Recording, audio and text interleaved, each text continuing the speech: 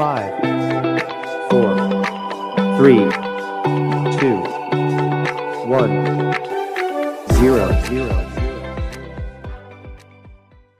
So hey guys, welcome to the vlog. My name is Akshay and as you all know, this is two things fun. तो आज का हमारा topic है कि purpose क्या है, हमारा जो एनवायरमेंटल एनालिसिस है उसका पर्पस एक्चुअल में क्या है। पिछले वीडियो में मैंने बताया कि उसमें कौन से पॉइंट्स होते हैं, उसमें इंपॉर्टेंस क्या है, उनके डिफरेंसेस क्या है।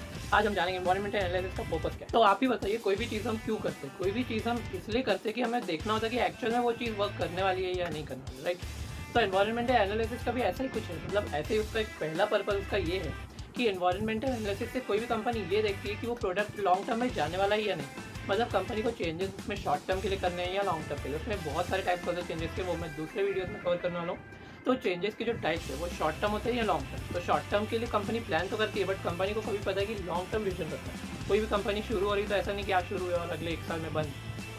कंपनी को कभी भी लॉन्ग टर्म वाला विजन रखना है। तो लॉन्ग टर्म वाले विजन रख के कंपनी कभी भी ये प्लान करती है कि एक्चुअल में वो कंपनी की ग्रोथ किस हिसाब से होने वाली है, और वो कंपनी एक्चुअल में विजन और मिशन इस हिसाब से प्लान करती है कि उनको ये देखना है कि वो प्रोडक्ट चलेगा कि नहीं, किसी की डिमांड आने वाली है कि नहीं। कंपनी कभी भी ये देखती है कि वो प्रोडक्ट एक्चुअल में रिलेटिवली स्टैटिक है या स्ट्रेंज है। फॉर एग्जाम्पल स्टैटिक है तो उसकी डिमांड होगी, पब्लिक बोलेगी कि हमें वो प्रोडक्ट चाहिए।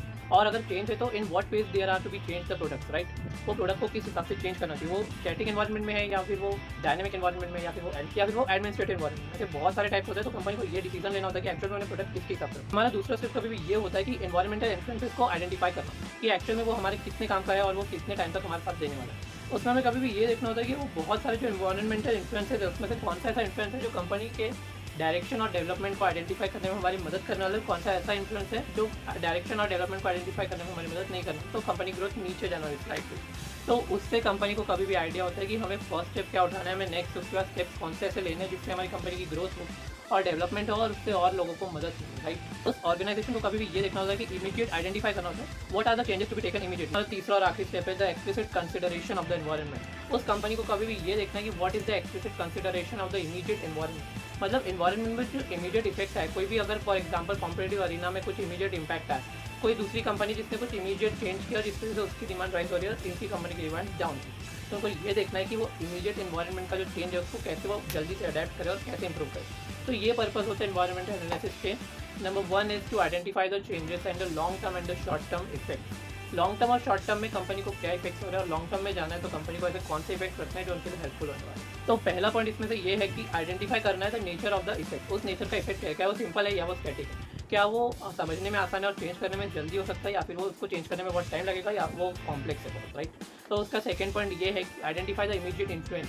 हम उस चेंज को क्या शॉर्ट टर्म इन्फ्लुएंस कर सकते हैं या फिर हमें उसको इन्फ्लुएंस करने के लिए लॉन्ग टर्म तक सोचना पड़ेगा। क्योंकि अगर हम लॉन्ग टर्म तक सोचेंगे ना तो हमें पता चलने वाला है कि एक्चुअल में डिमांड कितनी है और हम उस चीज़ के हिसाब से कितना और ग्रो करने वाले हैं, हमारे एनवायरनमेंट में इफेक्ट क्या आने वाला है। Third point is the explicit consideration of the environment. Immediate जो डिमांड और सप्लाई में जो इफेक्ट है उसमें कंसीडर किया, हमें कौन सी चीज़ कंसीडर करनी है जिससे कि वो प्रोडक्ट की जो मैन्युफैक्चरिंग है वो जल्दी और उसकी कॉस्ट कम से कम है और मार्केट में वो प्रोडक्ट ज़्यादातर लोगों को पसंद आए और वो भी लोग बोले कि एक्चुअल में ये प्रोडक्ट सही है और हमें लेना चाहिए। तो ये पर्पसेस है एनवायरमेंटल एनालिसिस। इसी के साथ मैं बहुत सारे वीडियो इस टॉपिक पर डालता हूँ क्योंकि जितना नॉलेज हमें मिलना है उतना कम है, हमें और ज़्यादा से ज़्यादा नॉलेज लेना है क्योंकि नॉलेज लेना बहुत जरूरी है। तो अगर आपको भी इससे कुछ हेल्प हुई हो तो मुझे भी कमेंट बॉक्स में बताना कि मैं और आगे क्या क्या चेंजेस करूँ और कौन सी ऐसी चीज़ें जिसमें मैं इंप्रूव कर सकता हूँ, कौन सी ऐसी चीज़ें जिसमें मैं और खुद को और बेटर बना सकता हूँ और आप सबकी भी और ज़्यादा हेल्प कर सकता हूँ, आप सब भी मेरी हेल्प करो।